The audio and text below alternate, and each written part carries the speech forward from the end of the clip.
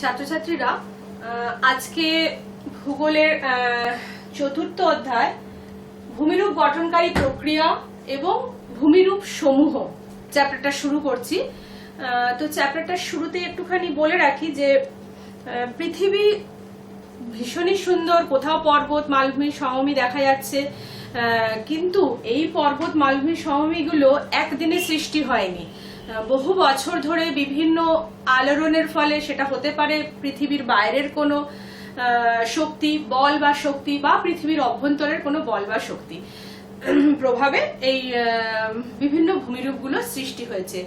তো বিভিন্ন বিজ্ঞানীরা বা আবহবিদরা এই ধরনের তাদের মতবাদ প্রকাশ করেছেন। যেমন 1912 সালে আলফ্রেড ওয়েগনার মহাদেশ আর মহাসাগরের উৎপত্তি ব্যাখ্যা করেছিলেন কিভাবে, এই মহিসঞ্চরণ মতবাদ। সেটা ব্যাপারটা কি, তিনি বলেছিলেন যে দেখো, এঁকে রেখেছি একটু সুবিধার জন্য, প্রায় 300 মিলিয়ন ইয়ার এগো পুরো পৃথিবীটা, সমস্ত ভূখণ্ডগুলো একসাথে ছিল।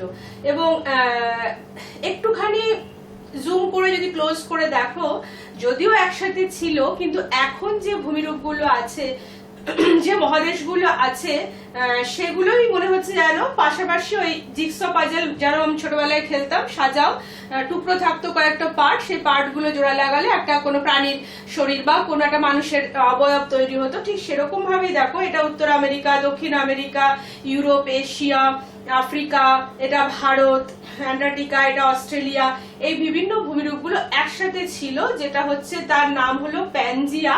আর তাকে ঘিরে পুরোটা এরম ভাবে খোলা পৃথিবী, তাকে ঘিরে যে মহাসাগরটা ছিল সেটার নাম হলো প্যান্থালাসা। পরবর্তীকালে পৃথিবীর কেন্দ্র বহির্মুখী শক্তি এবং জোয়ার ভাটা শক্তির প্রভাবে এগুলো সব এখান থেকে আলাদা আলাদা হয়ে এখনকার যে বর্তমান মহাদেশগুলো অবস্থান করছে তাদের উৎপত্তি, মানে এটা বলে দিয়েছেন তাই জন্যই আমরা সবাই মেনে নিয়েছি তা না, তার সপক্ষে অনেক প্রমাণ আছে। যেমন উত্তর আমেরিকা আর এদিকে ইউরোপ বা এদিকে আফ্রিকা আর দক্ষিণ আমেরিকা, দেখো এইখানে যে সমস্ত প্রজাতির প্রাণীদের জীবাশ্ম বা যে সমস্ত উদ্ভিদ দেখা যায়, আফ্রিকার পশ্চিম উপকূলেও একই রকম জীবাশ্ম বা প্রাণী বা উদ্ভিদের সমাবেশ রয়েছে। তো বিভিন্ন প্রমাণে অত ডিটেলসে এখনই ক্লাস 9-এর জন্য জানার দরকার নেই। তা আপাতত এটা হচ্ছে প্রথম। তার পরবর্তীকালে আবার 1960 সালে পাত গঠন তত্ত্ব অনুসারে মহাদেশ এবং মহাসাগর কিভাবে উৎপত্তি হয়েছে, উৎপন্ন হয়েছে, ভাঁজের সৃষ্টি, চ্যুতির সৃষ্টি, এইগুলো ব্যাখ্যা করা হয়েছে। তো সবই ব্যাপার হলো যে একটা ভূ আলোড়ন, সেই ভূ আলোড়নটা হতে পারে ভূপৃষ্ঠের নিচে অথবা বাইরে। তো ভূপৃষ্ঠের নিচে যেটা হচ্ছে সেটা হচ্ছে আভ্যন্তরীণ আলোড়ন। আভ্যন্তরীণ আলোড়ন মানে ভূপৃষ্ঠের তলায় একটা পুরু স্তর আছে, যেটাকে আমরা বলছি অ্যাসথেনোস্ফিয়ার। সেই অ্যাসথেনোস্ফিয়ারে নানা ধরনের তেজস্ক্রিয় পদার্থ রয়েছে। সেই তেজস্ক্রিয় পদার্থ থেকে তাপ নির্গত হচ্ছে, এবং আমরা তো জানি যত আমরা কেন্দ্রের দিকে যাব এখনো সেই অংশটা উত্তপ্ত এবং তরল অবস্থায় রয়েছে। সেই জন্য সেই তাপ এবং চাপের ফলে নানা রকম ভৌত এবং রাসায়নিক পরিবর্তন হচ্ছে, তার ফলে নানা রকম আলোড়নের সৃষ্টি হচ্ছে, এবং সেই আলোড়নটার প্রভাব কিন্তু ভূপৃষ্ঠের ওপরে এসেও পড়ছে। তো আপাতত একটু ভূমিরূপ গঠনকারী যে প্রক্রিয়াগুলো আছে সেটা আমি একটু ছকের সাহায্যে বুঝিয়ে দিচ্ছি। এত ডিটেলসে তোমাদের লাগবে না, যেটুকু লাগবে সেটাই আর একটু ডিটেলসে পড়াবো, তবে একটু বেশি জেনে রাখতে অসুবিধা নেই। আপাতত এটা মুছে দিলাম, প্যানজিয়া আর প্যান্থালাসা।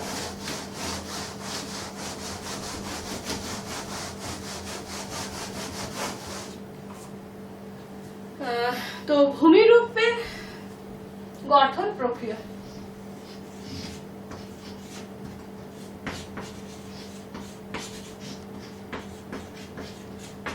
ভূমিরূপ প্রক্রিয়াই করলাম আমি একটু, সেটাকে আমি কিভাবে ডিটেলসে ভাগগুলো করব একটু দেখে নাও।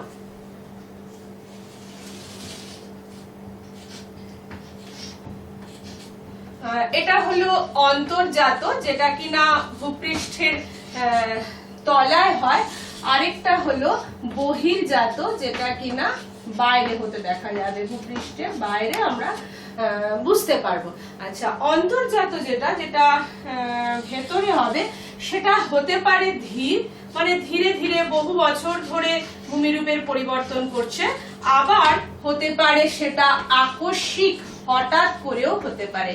যে হঠাৎ করে যেমন ভূমিকম্প হয়, হঠাৎ করে যেমন আগ্নেয়গিরির অগ্নুদ্গম হয়, সেরকমও হতে পারে। তো ধীরের মধ্যে যেটা রয়েছে এইটাই তোমাদের ডিটেলসে পড়তে হবে। এটা একটুখানি ভালো করে লিখে রেখো, গিরিজনী আর মহীভাবক। ক্লাস 9 এর পক্ষে এটুকুই যথেষ্ট। তো আমি আগে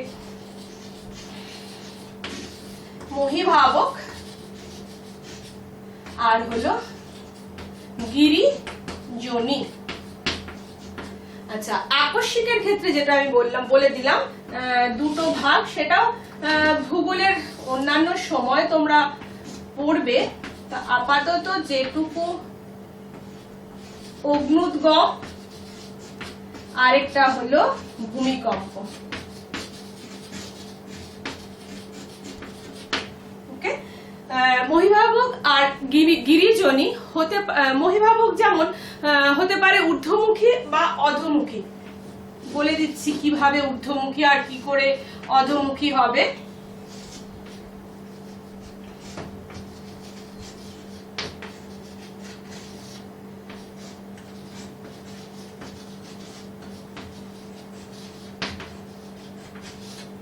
ঊর্ধ্বমুখী হতে পারে, অর্ধমুখী। আর গিরিজনী আবার দুটো ভাগে ভাগ করা যেতে পারে। এটাকে আমি একটু দিকে নিয়ে গিয়ে ভাগটা করি। একটা হলো সংনমন, আরটা হলো টান।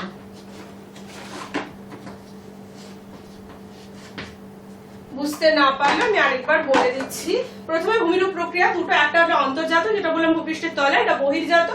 অন্তর্জাত দু রকম হতে পারে, এটা ধীর হতে পারে, একটা হলো আকস্মিক হতে পারে। ধীর মানে ধীরে ধীরে ভূমিরূপের পরিবর্তন ঘটাবে, সেটা মহীভাবক আর গিরিজনী। মহীভাবককে আবার দুভাগে, একটা ঊর্ধ্বমুখী একটা অধোমুখী। গিরিজনী দুটো ভাগ, সংনমন আর টান। আর এদিকে আকস্মিক হতে পারে অগ্নুদ্গম আর ভূমিকম্প। তো এই হলো ডিটেলসে ভূমিরূপের বিভিন্ন প্রক্রিয়া। কিন্তু তোমাদের যেটা কাজে লাগবে, তোমাদের শুধু এই ভাগটাই কাজে লাগবে, মহীভাবক আর গিরিজনী। এইগুলো জেনে রাখার জন্য, অতিরিক্ত জেনে রাখলে তো অসুবিধা নেই, তো সেই জেনে রাখার জন্য আমি এটা বলে দিলাম। মহীভাবক আর গিরিজনীটা তোমাদের ডিটেলসে লাগবে। আচ্ছা, এটা নিশ্চয়ই তোলা হয়ে গেছে। তোলা না হলেও তোমরা ভিডিও পজ করে পরে তুলে নিতে পারবে। এবারে মহীভাবক আর গিরিজনীটা একটু ডিটেলসে আমি বলবো।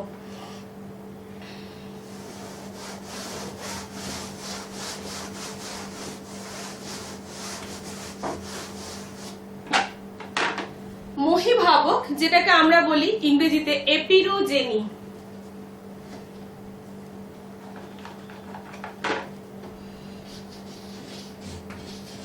এখন এই দুটো নিয়েই আলোচনা হবে, যেহেতু তোমাদের এই দুটোই ডিটেলসে আছে, মহীভাবক আর গিরিজনী।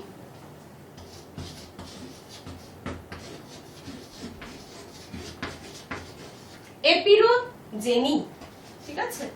আচ্ছা, এখানে দেখো দুটো শব্দ দেখাই যাচ্ছে, গ্রিক শব্দ, দুটো শব্দ। একটা হলো গ্রিক শব্দ এপিরোস,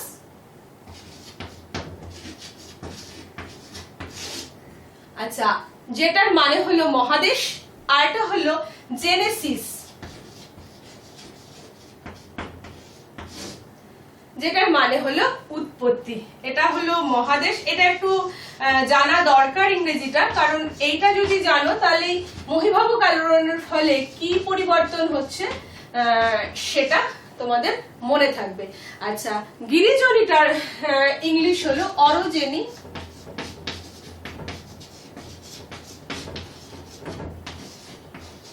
এটাও একটা গ্রিক শব্দ, অরোজেনি। গ্রিক শব্দ ওরস, মানে হলো পর্বত। আর জেনেসিস মানে তো তোমরা জেনেই গেছো,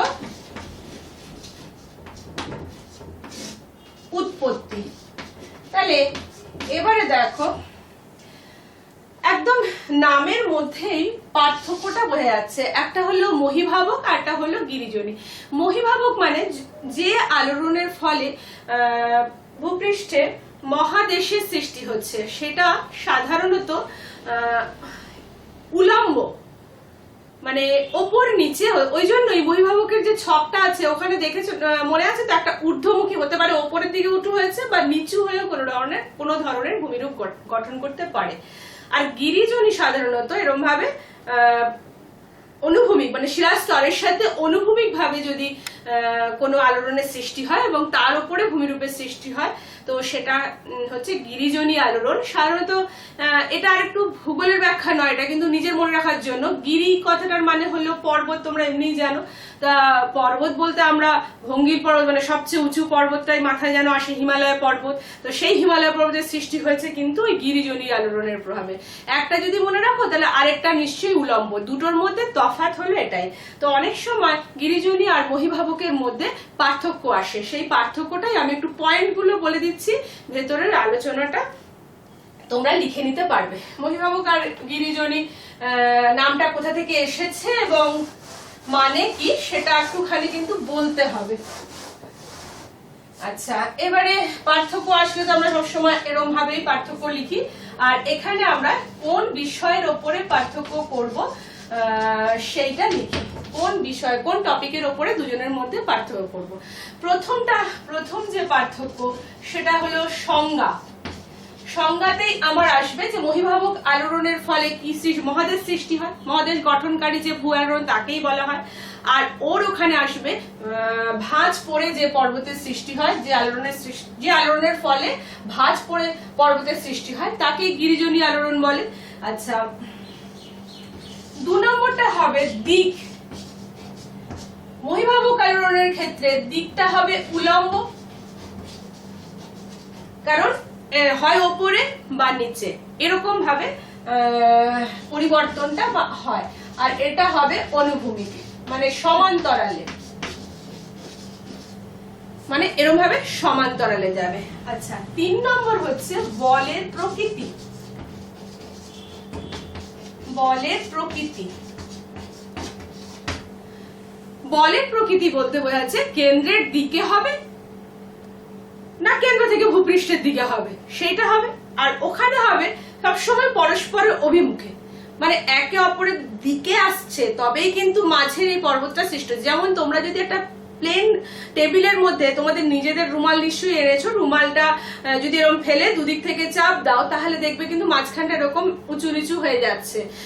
তো তার মানে একে অপরের দিকে বলটা সৃষ্টি হয়েছে, পাশাপাশি আসছে বলটা। আচ্ছা, 4 নম্বর পয়েন্ট হচ্ছে শিলাস্তরে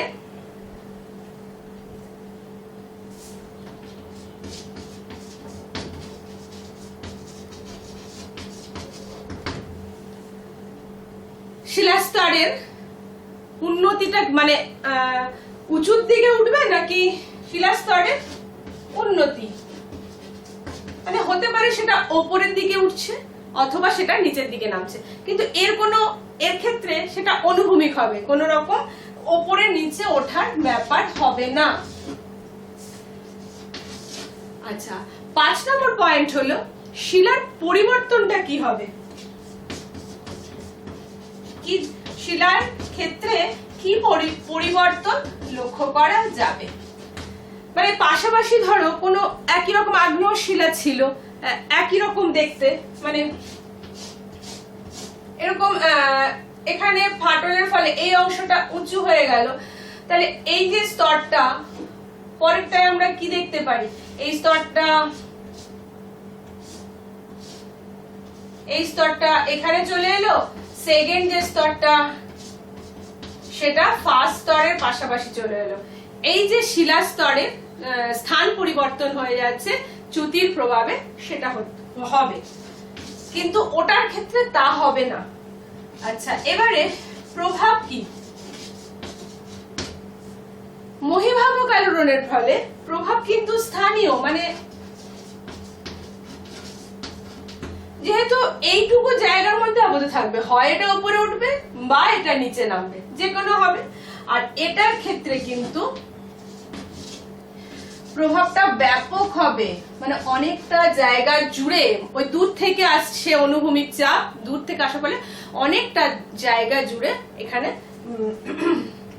প্রভাব দেখা যাবে। লাস্ট পয়েন্ট হলো সৃষ্ট ভূমিরূপ। এতক্ষণে বারবার বলার ফলে নিশ্চয়ই তোমরা জেনে গেছো যে মহীভাবক আলোড়নের ফলে সৃষ্ট ভূমিরূপ হতে পারে মহাদেশ মহাসাগর হতে পারে, অথবা বিভিন্ন রকম স্তূপ পর্বত হতে পারে, গ্রস্ত উপত্যকা হতে পারে। আর এখানে গিরিজনী আলোড়নের ফলে মূলত হয় ভঙ্গিল পর্বত। এবারে মহীভাবক, এখানে তোমরা একটা ছোট স্তূপ পর্বতের ছবি এঁকে দিতে পারো, আর ওখানে একটা ভঙ্গিল পর্বতের ছবি এঁকে দিতে পারো। এই যেমন স্তূপ পর্বতে এইরকম ছবি আঁকলেই চলবে। আর সংজ্ঞাটা ভালো করে মুখস্থ করতে হবে। এটা কিন্তু একটা 3 নম্বরের প্রশ্ন হিসেবে আসতে পারে, বড় 5 নম্বরের প্রশ্ন হিসেবে আসতে পারে। তোমরা সাধারণত 3-এই আসে পার্থক্যটা, সেটা তৈরি করে রাখবে। বই দেখে, তোমাদের বই না পেলে অন্য অথরের বই অবশ্যই পাবে।